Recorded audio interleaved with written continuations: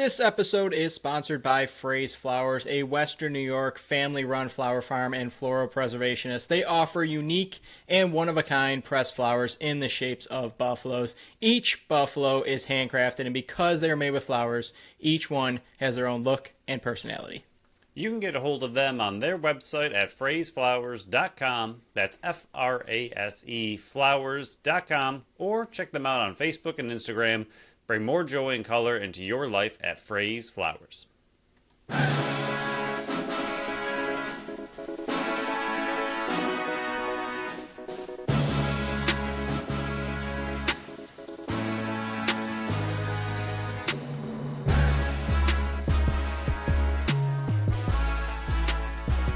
What's up, everyone, and welcome into the Buffalo Sports Collective. It is Monday, April 21st, 2025. As always, I am PK alongside my co-host, Phil.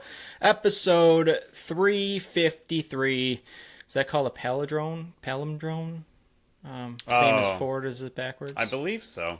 Yeah, we're going to have, Sounds accurate. 4 more of those? Because it's always going to be 3 something 3, so... Yeah, 10 more episodes, you'll hear me say that again.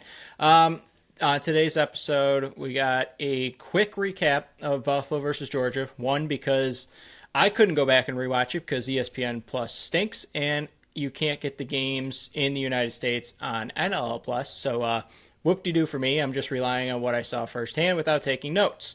But I guess the positive is the game meant nothing to Buffalo, and we'll dive into a little bit more of the standout things that we really want to talk about. We'll cover more in depth week 21 because it was the final week of the NLL regular season, and playoffs are upon us. Winter has come, and the whole Game of Thrones type of thing. And then we'll go over what our bold predictions for the Buffalo Sabres season look like. Little spoiler here. They did not look good. It did not go well for us, and normally doesn't, but this season was even worse for us. So we'll dive into it. Remember, you can follow us on Facebook, Instagram, Threads, and TikTok at Buffalo Sports Collective, and on X and Blue Sky at Buffalo Sports Co. Don't forget to follow our channel wherever you listen to podcasts. Check out our website at buffalosportscollective.com. Phil's article will be out on Tuesday, breaking down this fun, glorious game with a little bit more twist to it. At least that's what he told me, so stay tuned for that. You will not have a power rankings article from me, but you will get predictions throughout the playoffs on exactly what I'm thinking. So call me an idiot, and then after it doesn't happen, come back and call me an idiot a second time. It makes me feel joyous inside. You can you can check out our store on our link tree, on our social media sites, or at the top of the website by just hitting the shop tab. You can represent the BSC on the go and look for the time breakdowns in the description of the show. We got done with all that. Now comes the fun part. Buffalo lost to Georgia 14-11 in a game that meant nothing for Buffalo but everything for Georgia. They needed to win to get in, and to me, this second half showed one team needed it and the other team was just trying to get to the playoffs. Frazier had 3, McKay, Scanlon, and Dane each had 2. Byrne and Priolo 1 each. Vince, 49 of 63 saves. Shots were 63-45 in favor of Georgia. Power play, Buffalo was 1 for 1. Georgia was 2 for 4. And for those that care, faceoffs 19-10 in favor of Buffalo. Yeah, we had this game on in the background of a family party for my mom's birthday. Shout out to my mom and her birthday. Happy birthday, Mom. So I was half watching, half not watching, and conversing with family. And like PK already mentioned, we did not have the ability to go back and watch it at all like we normally do and kind of bank on and rely on. Even when we do watch it and take notes, oftentimes we go back and watch it a second time to clarify things and just get a more in detailed look of the game. Luckily, it did not matter, but I don't understand why ESPN Plus blacked out the replay. It has not happened once this season. And here we are. One game that again, didn't really matter all that much, so I was only half paying attention, assuming I could watch it back later. Did not have that chance, so I don't have a ton for this one. But like you mentioned, I think this game came very easy to the Bandits early on, especially when they were up 11-8, and then you could see the switch. Like you mentioned, Georgia started to put it on. I think after that 3-goal run by Georgia at the end of the third, you could tell the Bandits just stopped trying for the most part. Like you tell, especially in the fourth quarter, like I understand Dobson did better, and the fourth quarter was what I watched a little bit more of, but the Bandits just stopped trying to get to the middle. They stopped trying to get to the dirty areas because they wanted to be healthy. There's no reason to push really hard to get into those areas to score a goal, to tie it up for a meaningless game, especially after Matisse went down. I feel like you really saw a switch in the team, seeing that another player got injured before playoffs. I think they were like, all right, just stop getting injured, go into the playoffs healthy. So they were still trying, they were still shooting, but you could tell a lot of it was keeping it to the outside. I don't think they were being as physical. You could even tell from the defensive side of things. I think some of the goals they let in later were simple give and goes on picks that normally I think you would have seen them be a little bit more physical on, but then they just kind of let it go. And then a few of those were pretty soft by Vince. The last goal of the game, way outside, you could just tell, like, that's not a goal I don't think Vince gives up 99 out of 100 shots, but at that point in the game, he just over it. I was shocked that he remained in the whole game, especially after the final TV timeout. That's usually when they pull him with about 4 minutes left to go. They left him in this one. Didn't love that. But overall, as far as the game goes, like, nothing worried me about it. Yes, there were times they didn't look great. There were times they looked fantastic. But headed into playoffs, I think this team has another gear. I think we've seen that for the last 4 years. They know what they're doing. They know how to make playoffs, and they know what playoff lacrosse looks like versus a meaningless game at the end of the season. So good for Georgia finding a way to beat the Bandits and getting in. But if the Bandits needed this win, I think you would have seen a much different team. Yeah, that's kind of how I saw it. There was really only one thing that really worried me, and I'll hit on that in a little bit here. I mean, it was 3-2 Buffalo after the first. It was 7-6 at half. It was 11-11 after three, and then we've already mentioned it. Georgia went on that 6-goal run to kind of finish the game. Buffalo was held scoreless for 20-54 of the final, or the rest of the game after the who scored that last goal here? Frazier scored the 11th one, and then just one goal, the final 25-44 of the game, and it was on power play. So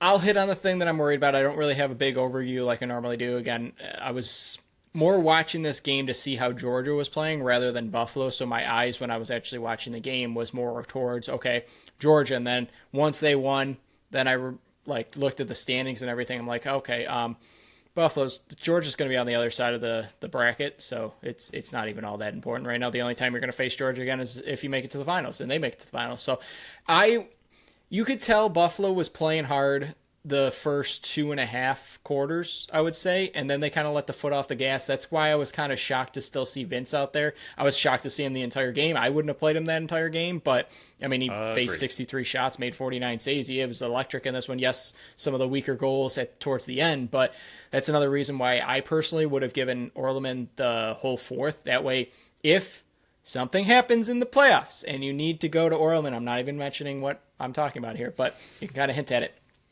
I would have liked Orleman to get some time in net to gear up for that, but maybe Vince wanted the whole game. I have no idea.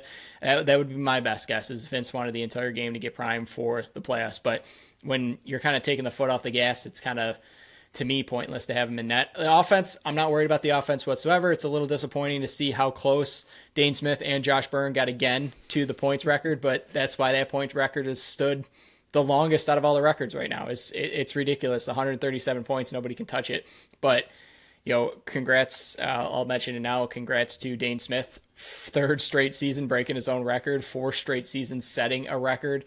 It's kind of ridiculous. Nanacoke sat this one out. He goes to the IR. Kluch was activated. That was one that I was a little bit... you called that one right. You got Kluch in the lineup. Got his legs moving. I would have personally sat him out one more week. Got Nielsen in there. Whatever, doesn't really matter. They went 4 lefties, 3 righties in this one. A little shake up there, but for the offense, I'm not worried about them whatsoever. It seems like they're getting fully healthy. Nanacoke played that entire game last week, so I'm assuming the placement on IR this week was to get Kluch activated and give him an extra week of rest for the knee or ankle or whatever it was. So I'm not worried about the offense going in. We'll kind of touch on San Diego a little bit as we move forward, but I'm not worried about the offense whatsoever. What I am worried about is the defense. And it's not because of the 14 goals that went in. It's you lost 2 massive pieces on the back end that, again, it's hard to tell exactly how serious it is because it was the final game in a meaningless game. So if it was a game where they needed to win, could either of those 2 players come back? but because it was meaningless, did they just hold them out? We'll see as the injury report comes out and if they make any moves on Tuesday or Wednesday before the game's played. But the two players I'm talking about are Cam Wires and Kyle Matisse. Both went down. Both did not come back. Kyle Matisse looked really, really hurt. I mean, it did not look good. He had to get helped off the field. So, and the replay did not look good either. So I'm not worried about the results of the game. I'm more worried about the health. And that was the main thing that we talked about and why we were kind of making the roster decisions that we were to give extra rest to those that have nagging injuries, but also to keep them healthy going into playoffs. The biggest thing that Buffalo needed in this game did not happen. That was to stay healthy.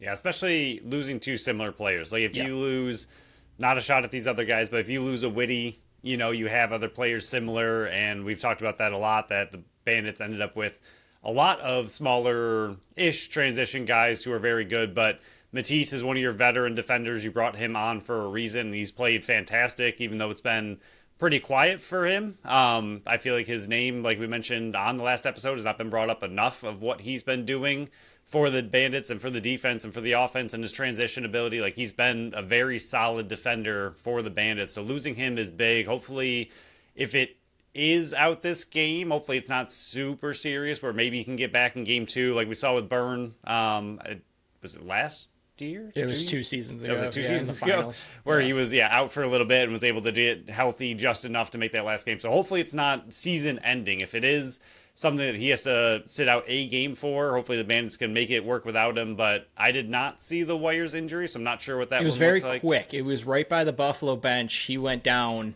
They mentioned it on the broadcast that somebody was down. It ended up being Cam Wires because I noticed it on the penalty kill that they had Witty back there and not Wires. And then I believe it was Steve Bermel mentioned on X that Wires has not taken a shift since that injury. Went down the tunnel, never returned. So I didn't see exactly what happened. The replay didn't show what happened. I couldn't go back and watch to see what happened. But yeah, he went down right by the Buffalo bench. So you just caught the tail end of it. So it was easy to miss. And he's one that could be a returning injury, which would be a bigger concern. And he hasn't looked good. He hasn't looked horrible. He scored a goal. He's been okay. Like, health-wise, he's looked okay. His defense was a little off. He hasn't looked like Cam Wires. Right. He hasn't looked 100%. And if that is a reoccurring injury and he still hasn't looked 100% the last 2 weeks from returning from the injury, that could be a big deal. So it's not a shot at, again, the Bandits players, the other ones they could lose, but those are two big pieces, like you mentioned. Those are two staples on the defense. Those are very important players, especially on the penalty kill for Wires, but also just in general, those are a couple bigger players on the defensive end. Yes, their defensive depth is higher than it's been in, I think, a long time, but what we've seen of Dooley, and this is not a shot at him, I don't think He's also on the PUP. He might not even return, right. So we have no idea what his health status is either. So they could be interesting. And that was the biggest thing going into this game, was get out healthy, and you lose two massive pieces. Luckily, in a weird way, it's not on offense, because as long as the offense is buzzing, you have a chance in every single game, no matter what happens on the defensive end. And you have Matt Vince still, so are they going to be okay? Probably. But like you're mentioning, it's just not something you want to see head into playoffs. You want to be as healthy as possible. This team was finally getting to the point where they really didn't have any significant injuries. Yes, they had nagging ones, Banana Coke sitting out the game. Yes, Coutier's been out for a few weeks, but all of that seemed like it was trending in the right direction for game one, and now you lose two players. It seems like likely, I would say. Wires, not 100% sure, but if that's reoccurring, I would say he's probably out week one. And then Matisse looked bad. The way he twisted his knee, the way he couldn't put any weight on it, all the way off the field to the tunnel. And we have seen plenty of times where that happens in the game, and then all of a sudden they're back next week, and you're like, how did they go from not being able to walk to in the starting lineup? So having no true information, I don't want to say Matisse is 100% out, but at the same time, if you're the Bandits and you trust your team to play without them, do you give them a game off in a one-and-done situation where you hope that your team can win that game and you need them for the rest of the run to hopefully the finals? So it's going to be interesting, but not something you want to see in a meaningless game like this. Yeah, the biggest issue here is obviously if Matisse and Wires can't return, you insert Ron John into the lineup, that fixes one of them. But if Dooley can't come back, you're not likely to put Trent Robertson in his first ever NLL start or NLL game in a one-and-done playoff. So that likely means Ian McKay has to go back to defense, and Scanlon is the third lefty forward, which we've seen, and the offense struggled. And that also doesn't account for, okay, is Nanakoke really just the rest to get him fully healthy for the next week? He was questionable the week before. We saw him go out for a couple shifts in the game versus Halifax. He did return, but, a lot of players can return to the same game they get hurt in because they're running on adrenaline. What does it look like after the game and the next day and the week after? So it's not a for sure thing that Nanakoke is playing in round one. So we also have to adjust that. That would mean that Lucas Nielsen comes in his place. So it's going to be a very nerve-wracking week for a fan base and a league that isn't super transparent with injuries and lineup decisions and stuff like that. So you're likely having to wait until the Friday injury report comes out unless Buffalo makes a move earlier in the week. And if that's done, where Kyle Matisse goes on the IR, that usually means it's at least a 1 week, it's for sure 1 week absence. But lately, when they've been put on that list earlier in the week, it's 2, because Kluch missed 2 games in that run when he was put on it, well before the Friday deadline. So it is something to keep an eye on, because if both of those players miss, yes, as much depth as Buffalo's defense does and has, they don't have a super deep roster when it comes to defense, because Ron John was really the only healthy scratch out there. Prior you had older people, and yes, maybe I don't believe Bryce Sweeting is going to be coming back this season, so don't even mention that. But and especially in a one and done, you're not going to put him back in first time in 2 years. But it definitely is something to monitor, because if Wires and Matisse are both out, Ian McKay is likely to drop back, and while that does help the defense, getting some reinforcements from the forward group, that hinders the forward group with your second or third leading scorer up there. I think he's your second leading scorer in goal department. So it's definitely going to hurt the forwards if Wires and Matisse are both out. And then who knows with Nanakoke. We're under the assumption is just get healthy, 1 extra week off in a meaningless game. But that does not mean that our thoughts are exactly fact. And as far as McKay goes, obviously, like you just mentioned, he's been absolutely electric, still had a really good game against Georgia. But I will say Scanlon has looked much better the last 3 weeks. I think his confidence is building. He looks like a different player. He's got 5 goals in the last 3 games. So earlier in the season, I'd be more worried, and it's still a hit for sure. I mean, Scanlon is not McKay. McKay's been electric this entire season, so it is definitely still a step down. But I do like what I've seen from Scanlon more recently than I did earlier on. I think at least as far as goal scoring, he's always been that pretty good lane setter. He's been doing his job up there, but I think the last few weeks now we've seen him grow in confidence in his ability to score in the NLL, and 5 goals in 3 games is looking pretty good. So yes, it's obviously not ideal, but I think what I've seen recently from Scanlon makes me feel a little bit better. If this is like the emergency worst case scenario, I think it doesn't hurt as much as it did earlier in the season when Scanlon just didn't look quite like the player we were hoping he was going to be. Like, he's starting to take more of a shape of a true Buchanan, where he's getting a lot of loose balls, setting those lanes, but also has that scoring touch built in as well. So I think I have liked what I've seen from Scanlon recently. So absolutely still a downgrade, but not quite as horrifying as it was even just a few weeks ago. So I'll just wrap up. I don't really have much more. Mad Vince, I'm not worried about. I think a lot of it was just, I don't know why they kept him in that entire game. It's mind-blowing to me. Even if he wants it, I wouldn't let him. One bad dive through the crease, your players. A few times at the end of the game, they got close to him. I was like, don't touch him.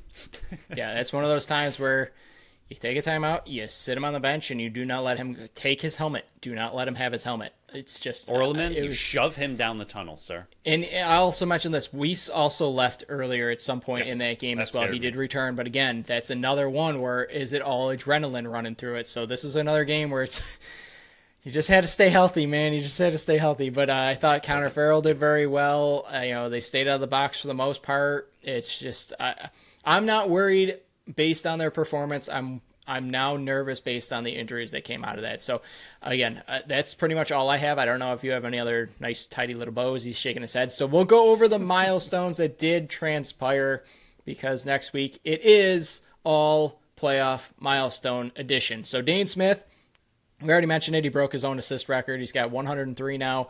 It's getting worse and worse, which means next year he'll probably get 105. Stupid. It's ridiculous how good he is. He is now tied for third with himself and Josh Byrne for most points in a single NL season. Josh Byrne is now behind him in points as well. He had 134. The record was 137. It's ridiculous. Both of them came into the fourth quarter needing 3 and 4 respectively, and they didn't get it, but still unbelievable seasons. I don't think there was another player within 12 points of them. Correct. It's stupid. Not even Josh Byrne is also in fourth. I think it's fifth now. Yeah, he's in fifth. He's just behind all Dane Smith's records in assist. Really good. What else do we have? Matt Vince is now in sixth place solo for most saves in a single NL season. He is now tied for the most minutes played in an NL season. Cam Wires has the most loose balls in his entire career. Ian McKay played in his 100th game. Connor Farrell is now in fifth place in faceoffs, and he is now in second in faceoff wins. So that will conclude the regular season milestone milestone, fastest milestone minute, the regular season of it, done. We're on to the playoffs now. Yeah, Dane Smith, Josh Byrne, my goodness. I mean, it's just so unfathomable how incredibly great they are, and I know we talk about it all the time, but it deserves to be talked about all the time. To be 12 points better than anyone else in the league is insane. That's arguably a 2-game, difference in points per game. Most people, even at the top, are averaging close to 7. So you're looking at 2 games better than everybody else. And that's 2 players on the same team that are 2 games better than everybody else. And I know we talk about how great they are, and it's great that they're on Buffalo, but it's just so wild to actually think about how great they truly are. And not only how great they are, but how consistent they have been able to do it. It's not a 1-year blip where this is the greatest year they've ever had, and then they've had other good years, but not as good. No, every year recently, they've just been 1-2 in the standings. I think it's back-to-back years now. They were 1-2 in points per game and just points in the entire NLL, and it's just not close. It's not fair, and I am very, very happy that they play for Buffalo. So before we go over week 21 of the NL season and kind of tie a little bow on what this 2024-25 season look like, we'll dive into our second sponsor of the show, Tap That Tap Room. I did not realize that's where you were leading, and I have to scroll. Tap That Tap Room is at 363 Delaware Street in Tonawanda, New York. They are Buffalo's first women-owned self-pour bar, featuring 30 consistently rotating taps, offering a wide variety of ciders, sours, seltzers, beers, and malt beverages. So obviously Wednesday is Geeks Who Drink at 7:30. It's the weekly occurrence. Thank you Thursdays. It's the second one of the season. 10% off the whole tab for teachers, first responders, and military from 6 to 10. But we said it in the reel that came out on Sunday. We're never going to have a sponsor on the show that we do not love and support ourselves. It's always going to be somebody local. It's never going to be a big thing. It's always going to be somebody that we want to help grow as they help us grow. And that is exactly what Tap That Tap Room is and who they are. It's Sunday right now when we're recording around 2:00, and the weather looks beautiful out there. I personally, as a person that enjoys partaking in beverages out on nice days, there's nothing better than hitting a patio. And I know I mentioned this multiple times, but their patio is great. They're allowed to bring your 4-legged friends, your dogs, and we're about to be getting 3 more in this house after this recording. So I'm probably going to be bar. Yeah, I'm going to be taking my 4-legged friends down to Tap That Tap Room. Hopefully we see you there. It's the best environment, whether you're there for one of their many events, whether you're just there to hang out with some friends, or whether you're there to go watch the Buffalo Bandits try for their three-peat. There we go. I got to it. It's a weird Sunday. They are the place to be for all these events. There's no other tap room or brewery like them, and definitely go support them because they are fantastic. So to find out what other events they got going on and to find out what's on tap and what's on deck, check out tapthattaproom.com. As I scroll back up to week 21 across the NLL, there were 7 other games that transpired, so we'll kind of hit on these a little bit quicker and then go over the playoff matchups. Halifax took down Toronto 16-9 on Friday night. They put up 70 shots on net and were 25 for 28, or 25 of 28 in the faceoff dot. They were 3 for 8 on the power play. It was 4-1 Halifax after 1, 8-5 at half. Toronto got it to 9-8 after 3, but it was 7-1 run in the fourth quarter by Halifax. They are hitting their stride perfectly. And for anybody that wants to say, yeah, but they just lost last week versus Buffalo, they were in it right to the end. Like, they played 3.5 great quarters against the number 1 seed. So Halifax is looking like an absolute juggernaut going into the playoffs.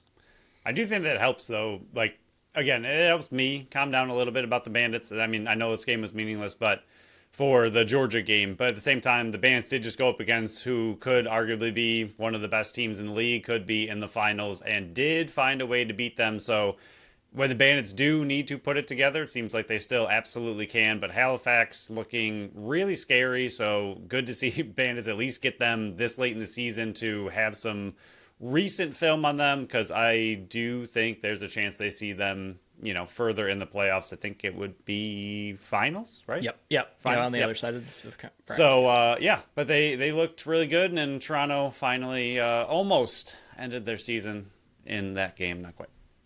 So Calgary, in their first of 2 games this weekend, took on Vegas. They won 12-9. It was 4-1 after 1, 9-4 at half.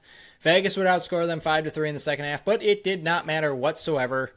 This was a great game by Nick Rose to kind of solidify, hey, I'm still one of the best goaltenders in this league. I'm the defending goaltender of the year for a reason. And Calgary, again, they're one of my biggest misses. Them and Halifax were my biggest misses this offseason. Calgary is a team to fear. And what's fun, and we'll go over it in a second, Calgary versus Halifax is big 2 electric offensive units. They're probably the 2 biggest offensive units in the league based on size and strength are going to be going against each other. But Calgary gets it done versus Vegas in their first of 2 this weekend. Yeah, I mean, it was a, win and you're in kind of situation, and they were able to take care of business early in their doubleheader of the weekend. Well, they weren't in yet. They still had to beat Colorado. That's fair. But, I mean, Vegas is a team that was, also trying to just kind of get to the end, but it was close-ish, not at all. But they did have a kind of merciful second half for Vegas to hang their hat on to end their season, but good game by Calgary, and a must-win, and they got it done. So this one, San Diego versus Albany. San Diego wins, they're in. Albany needs to win and get a little bit of help to try to come back from being, I think, 2-9 at one point, and they fall 11-10. Albany was leading after 1, they were leading after 2, and they were leading after 3. But Westberg hit the game winner with 3:42 left in the game. I think his name is spreading more and more as a MVP favorite going into the playoffs. And again, they're voting for based on regular season, but I think his name is up there in MVP finalists and MVP nominees, where, how many game winners has he hit this year? How much has he stepped up for this team? And yes, they're sitting 9-9, but what would this team look like without Westberg? And it kind of stinks that Albany took this massive step back this year after a finals run last year. But I think it has a lot to do with the growing pains of this young group that they do have. And Albany lost so many 1-goal games. I mean, I know that's annoying to say because, obviously you lost them. So be better and you win those. I mean, even throughout the game, like we talk about overtime losses and 1-goal game losses, but we also talk about how, the refs don't cause a game because of a bad penalty here and there. Like, be better throughout the game, and you don't have to be in a 1-goal game. So, yes, they had a lot of 1-goal losses, but they did lose those games, and if they were a slightly better team, maybe you win some of those in general by more than 1 goal. But I think Albany's going to be fine next year. I think, like you said, we've seen them at the absolute bottom, the absolute top. I think this is kind of where they'll settle in, but it's still an extremely young team. They will continue to grow, and San Diego finds a way to grit out a veteran kind of win. I mean, losing most of the game, be able to stick with it and get the victory. That is a big, big win for San Diego headed into the playoffs. But that is what a veteran team can find a way to do over a younger team like Albany. But big win for San Diego and another close win for them. But O'Rig also playing the full game was huge for them and not great to see for Buffalo, but 37 to 47, pretty good from him. Wasn't even on the injury report, so that's even better. But we'll move forward to Saturday. Rochester needs to win and Vancouver to lose to clinch a home playoff game, and they drop it versus Toronto 11-10. Even with this win, Toronto has the first, second, and third pick in the upcoming draft. Their rebuild is going to be lightning quick. They led 4-2 after 1, 7-5 at half, 9-8 after 3. Besides 1-0, Rochester never led in a must-win game for a home field advantage, and again, get some help. But I thought Holochuk looked really, really good in net these last two games, making over 50 saves both games. But I'm very interested to see what Toronto's offseason looks like. I know we're talking about playoffs right now, but Toronto, could they bring back Mitch DeSnoot? Does Nick Rose come back? Do all these veteran pieces that they moved out return, or do they try to flip the script and go younger? What's Matt Sawyer's future? So Toronto is a very interesting team to look for this offseason, not just because of the 1, 2, and 3 first picks in this upcoming draft, but because are they just going to run it back with similar names, or are they actually going to make changes this offseason, which we both called for last offseason? Yeah, they're going to be scary, I think. I don't know if it'll take 1 year, because the rookies will probably take a little bit to settle in and figure out what they do with this roster construction, but they are, like you mentioned, going to have a very, very quick rebuild. I know there were some Bandit fans happy to see them in the bottom, kind of wondering what happened this season, but they will be right back at the top quicker than I think we would like to see. And they are going to be looking not only back at the top, but likely a team to fear for years to come with those draft picks, not just this year, but also in the next couple of years. They really loaded up and have the chance to load up on some very good young talent. But Rochester, interesting loss for them. I mean, Toronto had absolutely nothing going for them in this game other than playing spoiler, playing hard, and having fun, and they were able to do that against a team that, pretty close to the border in Rochester, a kind of rivalry game. But like you said, Holochuk might be the story of those two games, especially against a ridiculously strong Rochester offense, a game that Toronto was on their second one. Rochester looking to get that home playoff game, so it's not a nothing game for Rochester. They want to win that one, and Holochuk comes out and plays pretty much out of his mind. I mean, Toronto's offense did just enough to win, but it wasn't like they were great by any means. I mean, they literally did just enough to win, but to be able to stuff Rochester the way they did, hold them to 10 on a back-to-back weekend, that is huge for Holochuk and interesting for Rochester. So Philly's winning streak ends at 2. Vancouver shuts them down 11-5. It was 5-3 after 1, 5 straight in the second by Vancouver to take a 10-3 lead, and then just 3 goals combined in the second half by both these teams. Christian Del Bianco goes 6-0 as a member of the Warriors since the trade. I'm not going to bring it up again because I got lectured last time. But 6-0 is his stats show what they show. I never said he should be MVP, but I did say he should be an MVP discussion based on this turnaround. I think Keegan Bell should be up for Offensive Player of the Year. This Vancouver team, in my opinion, if I were to pick a 1-2 right now going into the playoffs on people that I think have the best odds to win, I would put them at Buffalo and Vancouver. That would be my top 2 teams going into playoffs that if you told me at the end of it won the NLL championship, those would be my 2 picks. Yeah, Vancouver's scary. I don't really want to see them. I think this first round matchup between them and Rochester, which we'll get to, is going to be arguably one of the best first round matchups that are available. I think that's going to be really, really good. Vancouver is a heavy defensive team right now, especially with CDB chilling back there, doing amazing, but Rochester has an extremely high-powered offense. I know we saw them, as we just talked about, get shut down a little bit by Toronto, but that's going to be a very electric round 1. Philly finally goes into the off-season where they belong. Vancouver, huge run to get where they are, especially with Christian Del Bianco back there in the offense. doing what it needs to do with him playing as well as he is. And like you've mentioned many times, one of the best defenses in the league as well. So Saskatchewan versus Ottawa. Ottawa already knows their future's done. They're not making the playoffs whatsoever after the results of the earlier games. 16-7 win by the Rush. 4 for 8 on the power play. Ottawa led 4-0 midway through the first, and then it was 5-4 Ottawa at half. Saskatchewan would go on an 11-0 run between the 10:36 mark in the third until the 1:55 mark in the fourth. My biggest question to you, and I guess this can be a sarcastic question or however you want to take it. It does have some truth built into it. When does Jeff Teat demand a trade? Because it's ridiculous that a player this talented does not make the playoffs ever. It's not his fault. It's the way the team's built around him. I think there's going to be big changes with Ottawa, whether it's the GM or the head coach. You can't keep running it back and expecting different results. They change up the players on the field. Maybe it's time to change up the more front offense and the guy behind the bench, because this team, I think they have enough talent in net. I think they have enough talent on the back end. They need to help Jeff Teat up the forward. And Jacob Dunbar hurt my feelings. For the NLL's sake, I don't think he can leave. Only because Ottawa... He's going to be treated like Christian Del Bianco for quite a bit here until they change that CBA, because he is not leaving Ottawa unless they let him. Yes. If he left Ottawa, no offense to anybody else on Ottawa, but they would be in huge trouble and likely need some kind of Albany tank to rebuild. What do you call truly. that with your breakfast? It pops in the toaster and you put butter. Put butter on it. Toaster? Oh yeah, they'd be toast. They'd be toast. Yeah, they would be. I do really feel bad though at the same time for Teat, like you've mentioned.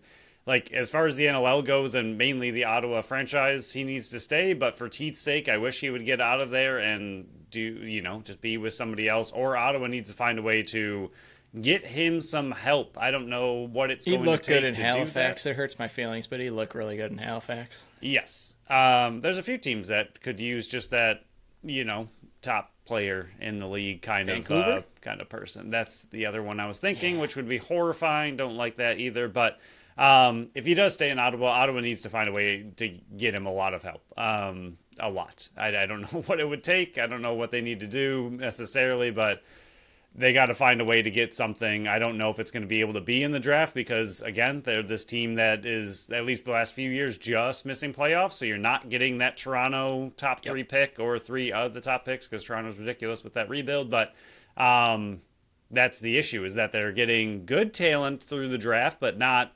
elite talent like a Jeff Teat. And so you're kind of just sitting middle of the pack, and they need to make some big moves in the offseason. It'll be a interesting offseason for them to see what they can pull off to try to make playoffs and get back in the hunt with the rest of these very talented teams. So, final game, winner get in for this matchup. That was as final as it would be. This was the last game being finalized here, and it was Colorado versus Calgary, and Calgary takes this one in a game where they must have gotten word, and they were saying it on the broadcast, they must have gotten word that Georgia won and they needed to win to get in, because as soon as that game finalized and I flipped over, Calgary kind of just blew it over. And Colorado led 2-1 after one, and then it was 7-2 run in the second and the third, and final 4 in the second half, and it ended Colorado's season. And my thoughts on them being, Colorado just stumbled towards the finish, 5 straight losses, and it's not really their fault to an extent. I think the injuries and Eli McLaughlin's going away for firefighter school, but it's, you could make a trade at the deadline. They didn't finalize any type of deal at the deadline, so you can hold yourself responsible for that extent. But Malcolm didn't really show through and step up where they needed him to. Lee definitely did, but you can't run it through Lee. And then, a must-win game, Robinson has 1 assist, Gibson has 1 assist, McDonald's shutout of no scores, and Ward holds an electric offense to 10 goals. The final one was an empty netter, and you score 5. It's just something needs to change with Colorado because, yes, last year they struggled mightily, and this year you have some built-in excuses, but this is back-to-back seasons where they have failed to reach expectations. Yeah, I mean, like you said, a massive stumble at the end of the year. I mean, you win one game and you're Yep. possibly in Yes. playoffs You're out in. of You're in. the last five. So, not a good end for them by any means. Like you said, you can only do so much holding it on injuries and all of that. At some point, you have to look within yourselves, especially at trade deadline. Like you said, some of this had already gone down. He did nothing to bolster the team. And it might have been a situation where they just internally were doing what they've been doing, where they don't necessarily feel like they're the team that can win it all. So why risk it at the trade deadline? If they don't make playoffs, it is what it is. Like a lot of teams, like I wish more teams would look at that at the trade deadline of, yes, you could make playoffs if you make that push, but if you make playoffs, do you have enough to Right. win it all and take it all? And maybe Colorado just looked internally and was like, I don't, we don't have it this year to do it. So why bother send out a first? I mean, no offense to them, but Philly tried to make a monster move, or a few of them, on the back end for defense, and they didn't make playoffs. And now you're like, well, okay, now we don't have those picks and we didn't make playoffs. So it's that kind of situation where maybe Colorado just didn't think they had it this year and didn't want to give up the future draft capital to make it happen this year with some of the other talent around. But Calgary on the win streak headed into the playoffs, looking good for them. Like you mentioned, I think because he went to Calgary and is no longer on Toronto, Nick Rose has kind of been, at least for within Buffalo's circle, has been a back of the mind thought, but he played really well again in both these games. So he seems like he's getting hot with his new team as the season went on, as he's finally settled in. He looks a little bit more like the Nick Rose of Toronto that we're used to. So that is not great for the rest of the league headed into playoffs. So we'll have Pat Gregoire on the show on Wednesday to kind of break down this playoffs a bit more. So we're not even going to touch on it. We'll break it down on our Thursday show. Remember, we're not on Friday because Bandits play on Friday. Our normal episode will air on Thursday. But it's going to be Buffalo versus Seals and Vancouver versus Rochester on one side of the bracket. Remember, there's no reseeding. So even if, say, Georgia upsets Saskatchewan, Buffalo is not going to be facing Georgia. It's same side of the bracket. On the other side of the bracket, Saskatchewan versus Georgia, Calgary versus Halifax. It's going to be must-see TV this coming weekend, and all the games are spaced out, so you're able to see it, and Buffalo's a standalone game on Friday night. So win or lose, you got action-packed Saturday night to look forward to. But before we dive into what our putrid Buffalo Sabres bold predictions look like, we'll dive into our third and final sponsor of the show, the Totally Buffalo Store. Their mission is to celebrate all things Buffalo with over 100 local artisans. They are the place to go when you need a gift for a friend or just want to be a little selfish and shop for something for yourselves. They offer 3 locations: 3328 Sheridan Drive in Amherst, 3459 Amelia Drive in Orchard Park, and 467 Center Street in Lewiston. PK, the Totally Buffalo Store is the store to help you gear up for the Buffalo Bandits playoff run. We finally made it. I'm starting selfishly to feel like the Patriots used to, of skip the season, get me to playoffs, let's just get it going. Finally made it, and we are here, and the Totally Buffalo Store is here to help you gear up with jewelry, accessories, shirts, stickers, mugs, blankets, and more. Don't want to pay full price? Well, hopefully the Bandits will win in round 1. They better. And then you can head on down to the Lewiston location on May 3rd for 25% off the entire store. I know it's early. PK said it was early on the last one, but we got to keep plugging it because it is a great, great sale. To see what else they offer, go to their Facebook page and Instagram, or check them out at the totallybuffalostore.com. So, Sabres, they wrapped up their season as we were recording last Thursday. They won 5-4 in Philly. Tuck, Krebs, Quinn, Peterka, McLeod were the goal scorers. Reimer, 28 of 24 saves. Shots were 31-24 in favor of Buffalo. 0 for 1 on the power play. 14th straight season completed where they don't make playoffs. Lindy Ruff, 900 career wins for his coaching career. Fantastic. Alex Tuck, most blocked shots by a forward in an NHL history, gets to 36 goals. Krebs gets to 10. Whoop-de-doo. Peterka, 27. McLeod gets to 20. I think that was a good one for him to get to. Fantastic season by Ryan McLeod. They had their exit interviews, same stuff as last year, disappointed, not even going to go talk about it. Head coach and GM, we should be better. We need to be making playoffs, deep conversations. There's been whispers of Kevin Adams sticking around the organization, but maybe in a different role. He needs to still talk to Terry Pegula. I personally think he's going to be promoted out of the GM role, is at least what we're all hearing at this point, and we'll figure out from there. Who knows what's actually going to transpire, but what we know is we stunk at bold predictions this year. I'll go over my first one. I had the Sabres finishing, again, you can laugh at this all now. We did these in September. They're bold. They're bold. They're bold for a reason, and my God, we got to lower our expectations next year. I had Sabres finishing top 8 on the power play. Top 8 this year was 24.8%. So nearly 1 out of every 4 opportunities on the power play you would score. Buffalo's 24th at 18.8. So I wasn't close. I think they were like 0 for 36 or something to start the season, and that's when I knew it was over for that first bold prediction. But it's just bad. Okay, they were bad on that one. That was a bad bold prediction. My first one was terrible. Phil, what was yours? Yeah, my first one started amazing. For the record, they were flying through the first couple of games with this bottom line, but I had the bottom 4th line scoring more than last year's. All they had to get to was 22 goals. Didn't think that was all that impressive. Malenstein, Kubel, and Lafferty got 4, 1, and 4 for 9 goals. So Kubel didn't even finish the season on the team, so that also hurt. Lafferty only played in like 60 games. So the 4th line definitely changed as the season progressed. That's why I was a little, when you said it, I was like, I'm going to let him do it. And then the 4th line changed so much. So that one was a bit rough for you. Who would have thought that? In your defense, Krebs and Greenway this season ended up playing on a higher line than last year. So you were fighting against players that ended up playing on a higher line this year than last year. So, but yeah, it was a. Thought they'd be better. It was a tough one. My second one, UPL will continue to prove me wrong and look like an idiot for wanting to ship him out for anything last offseason and be a top 8 in both save percentage and goals against, and the team will be inside the top 8 in goals against. I believe he will play 50 to 55 games. The only thing right I got in that one, he played in 55 games. He was 50th in goals against average at 3.2. And he was 47th in save percentage at 887. I said he would be top 8 in both of those. Again, save percentage, he was at 887. Top 8 was 912. Massive difference. Top 8 in goals against was 2.5. He was at 3.2. He was who we thought he was, and I let him off the hook. Yeah, it was a fluke. UPL was a fluke.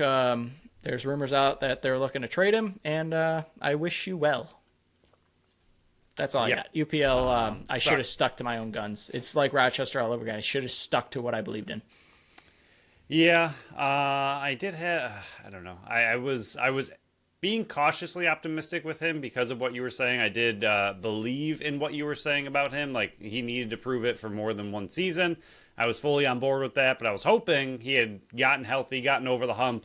And I think, like we're learning with these I think next year for bold predictions, we have to do easily achievable predictions and try to just not too easy, but make it, slightly bold predictions. Right, slightly bold. I don't think the Sabres can handle. They haven't bold reached anymore. the bold prediction mark yet. They got to get back to a bold tier. They're being reduced to slightly bold. And speaking of another not bold, bold prediction that didn't work out at all. Quinn.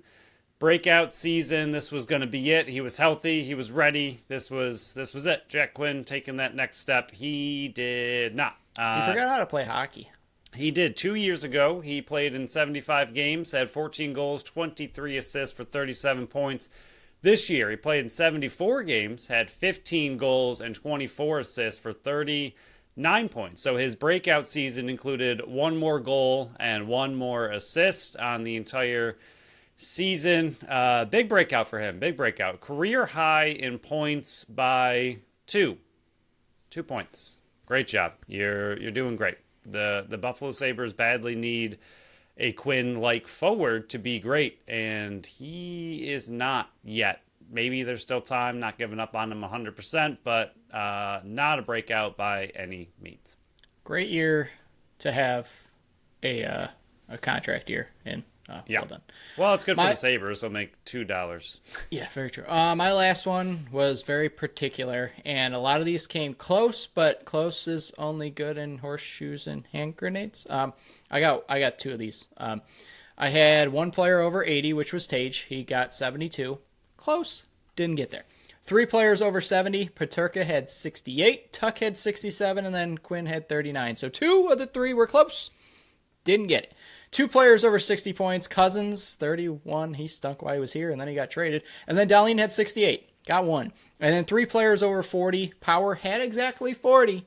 Benson had 28. Byram had 38. So I was close. And if this power play was anywhere close to being respectable, I would have nailed all these, except for probably Quinn and Cousins. But if this power play was fixed, that's what I was kind of banking on. Look at my bold predictions. I would have probably nailed a lot of these. But, yeah, I don't think they have, if they would have had some type of special teams and some type of goaltending half the season, we would have been okay. And it didn't work out. And out of all my bold predictions, I got 2 things right. And it was, and even one was, I said over 40 points. He got exactly 40. So I don't even think I can count that. So I got my bold predictions right by 8 points. That's all I did. I was going to try to quickly add it up. That's not a quick math add up. But I wanted to see how many points off you were. So like you said, a lot of these were close. But then I was looking at some of the ones that you missed, like Quinn, that's way off, and Cousins is way off. So I feel like even with everything added up. I'll see if I can do the math really quick while you go over your last. I was trying to see, what the total points you were looking for was and what the points you ended up getting was. See how far off you really were. Because some of them were pretty close. My last bold prediction was about as bold as it possibly comes, and they once again weren't even close. Sabres will make playoffs. They did not make playoffs, and they didn't really try to make playoffs, especially after a 13-game losing streak. Very, very hard to come back from in a season where the original 6 teams, first time ever, didn't make playoffs. It was the first time ever that the Penguins, Bruins, and Rangers did not make playoffs. So you're thinking to yourself, okay, if all these teams that have never not made playoffs at the same time are not making playoffs at the same time, there's a few other spots opening up. Maybe the Sabres sneak in, and they're one of the teams that bumped one of these other teams out. Not the case at all. The Sabres also didn't make it with all those other teams. The Sabres, I'm fully on board with what you've been saying all season. They will never make playoffs again. So if they ever do, it will be a pleasant surprise, but when they continue not making playoffs, I will not be let down anymore. So I did my math. If they just got the points that I needed them to, it was 530 points. Total 451, so they were off by 79 points. Not as bad as I thought, but still not good. Still not good. Yeah, power play was the cause of it. But Phil, that wraps up our bold predictions here. We'll do slightly bold predictions for the Sabres next year. We already said we'll find time to do our nominees and our winners for the BSC Awards for the Buffalo Sabres. It's playoff time for the Buffalo Bandits, so we'll find a spot to sneak it in. It might not be even back-to-back shows. It might not even be next show. Stay tuned. We'll announce it when we're going to do it. We'll find time. And then we even said in the offseason we're going to talk about how we can cover the Buffalo Sabres next year, because I'm not doing this again for a 4th straight season. We're going to find a different way to cover this team, because I'm not going to come on here and talk about each show and then be depressed and have people not want to listen to the Sabres section. So we'll find a way to squeeze them in every once in a while. We'll still cover them, but in a different way next year. But this was a weird episode. We're kind of geared up for playoffs. It was kind of like a bye week for us. It's our spring break episode. Yeah, I like it. I should have wore like a fun hat or something like that, but I wore the playoffs ready. But is there anything else with this episode before we shut it down and get ready for a shorter week? Because again, we'll be back on Thursday for our normal episode, which is up a day, because Bandits still playing on Fridays, and I hate it. Yeah, no. Anyone complaining about the Georgia game, remember it didn't matter for Buffalo. Throw it in the trash, other than the injuries. That will be very interesting to keep our eye out for as the week progresses. But more than anything, playoff lacrosse is here. We finally made it. Bandits are number 1 overall. Hopefully they can use that to their advantage, and the crowd can be crazy in Banditland. Go have fun, enjoy playoff lacrosse, and we will be there with your preview next episode. So we'll kind of tie it up. Congrats to producer Pat for, I almost said producer Phil, producer Pat for another year. He's the 2-time defending champion of the BSC picks. We will crown our BSC Bandits fantasy game winner on the next show. Stay tuned for the updates on Wednesday, and if you don't look for it on the website, you can listen to our show on Thursday. We will have Pat Gregoire on the show on Wednesday, previewing round 1 for all the playoff matchups, and a little bit more fun details in there as well. And then, again, come back Thursday. All right, check out Phil's article coming out on Tuesday, breaking down this game and a little bit more fun stuff included in that. And then, again, we'll be back Thursday for our preview of Buffalo versus San Diego. Round 1, win or go home matchup. Hopefully everybody had a fun and eventful weekend. Whether you celebrate Easter or not, hopefully it was a fun weekend regardless. So that will conclude this episode of our spring break of the Buffalo Sports Collective. Thank you to Tap That Tap Room, Totally Buffalo Store, and Phrase Flowers for sponsoring this episode and this podcast. Follow us on Facebook, Instagram, Threads, and TikTok at Buffalo Sports Collective, and on X and Blue Sky at Buffalo Sports Co. Visit our website at buffalosportscollective.com. Once again, Phil's article will be dropping on Tuesday. Go read it there. You can check for my predictions just on our social media sites. Check out our store on our link tree on our socials or at the shop tab at the top of the website. Follow our channel wherever you listen to podcasts, and make sure you leave us a review on Apple and Spotify. Until next time.